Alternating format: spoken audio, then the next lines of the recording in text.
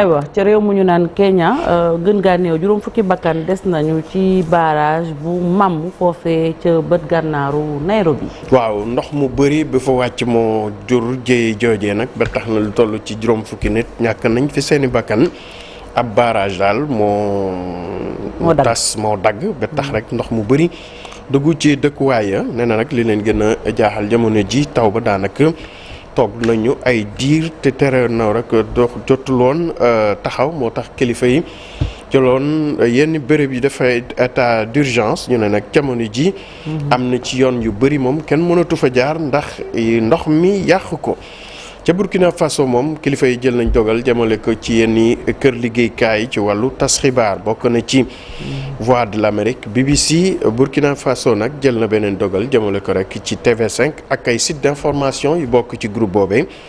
ñu ne nag dañ dakkal seeni liggéey ba jamono li ko waral nag ñu ne dañu fësal ay xabaar yoo xamante ne daal dañu jàpp ne wóorul rawatina ci noo xam ne daal armée bi dañ koy amal digganteem ak ñenn ci askan wa ñu ñaawlu loole moo waral nag conseil supérieur de la communication ne daal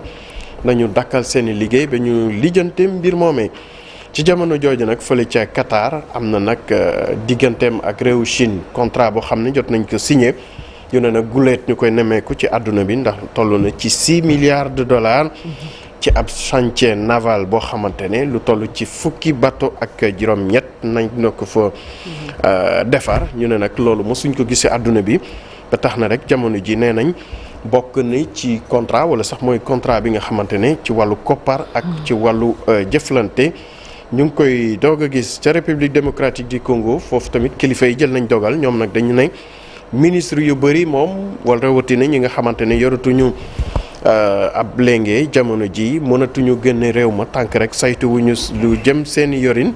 bokk na ci ñooñe jawriñ bi ñu dënkoon lépp lu aju ci mbiru finance ak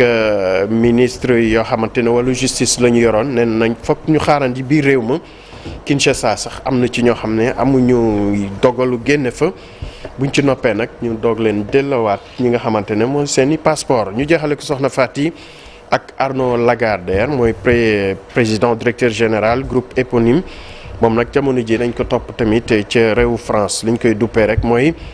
loo xamante ne daal koppar bu lewul boo xam ne jot na ko jël ñu ko doon neexal nag lu demee ji ay pot de vin moo tax ñu ne jamono ji foofu ñu saytu mbiram bu ko defee rek ñu xam lépp loo xamante ne moo aju ci contrôle judiciaire bi ñu def ko ñu mu waree ngir leeral lépp ci enquête bu ñu ëbb woon ay weer ca gannaaw soxna Faty. jërëjëf Ibou xibaar yi biti réew yi buur na xam naa gannaaw ëllëg yemoo ak alxamis lay ñëw puisque suba mooy fête du travail ñu dem léegi xool xibaaru jaww ji.